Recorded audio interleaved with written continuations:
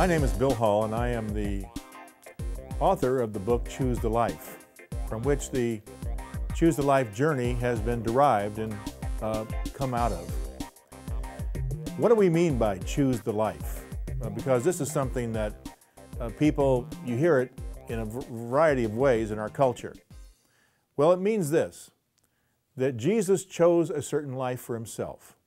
It's always been very important to Christians that Jesus was a volunteer, that he on his own, out of his love for us, decided to become God incarnate. And so he took on human flesh and all the limitations and the sufferings of that. And he chose that kind of life. He chose a life, the Bible tells us, of humility, of obedience, of submission and sacrifice. So Jesus was a man for others. And as his followers then, we are called his disciples, then we choose that same life, a life of humility, of obedience, of submission and sacrifice. And Jesus lived for others, therefore we as his disciples live for others, and the church then exists for others. And we find our most joy in life by doing that, by living the way he lived. And it's sort of like this, as his disciple, we are living our lives as though Jesus were living it. In other words, if Jesus was a plumber, what kind of plumber would he be? I'm sure a good one. If Jesus were a school teacher, what kind of teacher would he be? If he were a parent or a pastor or a business person, how would he conduct his life? So we're learning to conduct our lives as though Jesus were living them. Now, we want to become like him,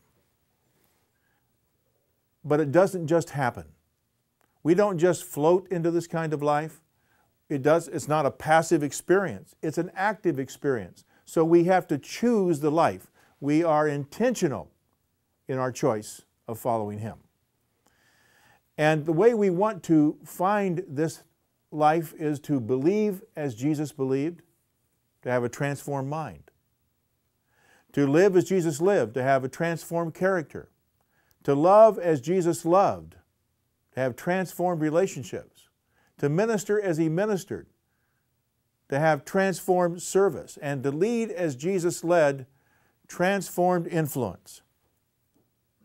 But this doesn't happen, again, just by praying or hoping or wishing. We join with others of kindred spirit. And that's what we call the Choose the Life community. And we have talked about this all over the world. As a result of the book Choose the Life, I've had opportunities to address all kinds of groups of sizes and age. And the question that always comes up, yes, we want to follow Christ. Yes, we want to live this kind of life. Yes, we want to believe and live and love and minister and all these things like Jesus, but what do we do? What's next? That's what the Choose the Life journey is. It's our answer to that question. It's, first of all, you change direction. And we come to a point in our life where we say, yes, I want to change direction. I believe there's a great disparity between what I believe and the way that I'm living. And I'd like to elevate my relationship to Christ. I would like to live out the plan he has for me. And so then we start talking about changing the mind. And that's where we study the book, Choose the Life, where we engage with the Disciples' Guide, where we actually begin to think about the Christian experience in a different way, and then the habits of the life. The habits of the life mean that we actually start practicing these types of things, and we practice being patient, and we practice being kind, and we practice being able to relate to other people, and we practice having contentment and peace in our hearts, and becoming the kind of people that are actually attractive to others. Why this material, this Choose the Life journey, rather than some other material? Well, my co-author, Paul Mascarella, is now here to answer the question.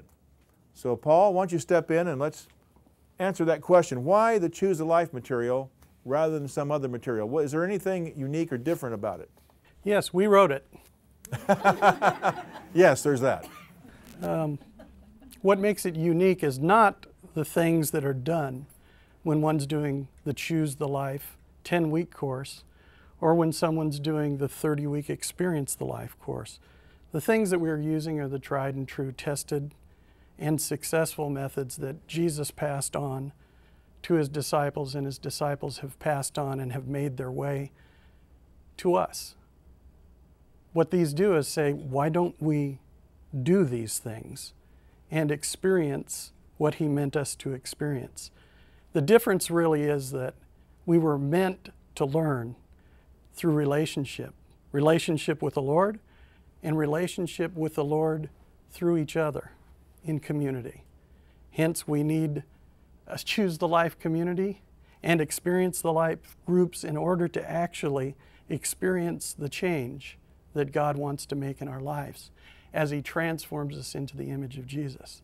Well, what's different about the curriculum, the thing which is going to guide you through this as groups and as individuals, is that when Bill and I got together and saw the need for a tool, these needs that we saw in churches was to overcome some obstacles. And some of those obstacles, if you're a leader in anything, you're aware of. One thing about discipleship is it was meant to pass on. We were meant not merely to be disciples, but to make disciples, because that's what Jesus' disciples do. So, whatever happens, this curriculum had to be something that wouldn't stop with the first people, but was easily transferable and teachable to the next folks, that they could carry that. It was the trust that Jesus gave to his disciples through the training they received that was passed on from them to their disciples, and should make it all the way to us, and from us to those whom we gather together with and join in discipleship. So it has to be passed on. And we've made a pretty well packaged sort of guide for guides.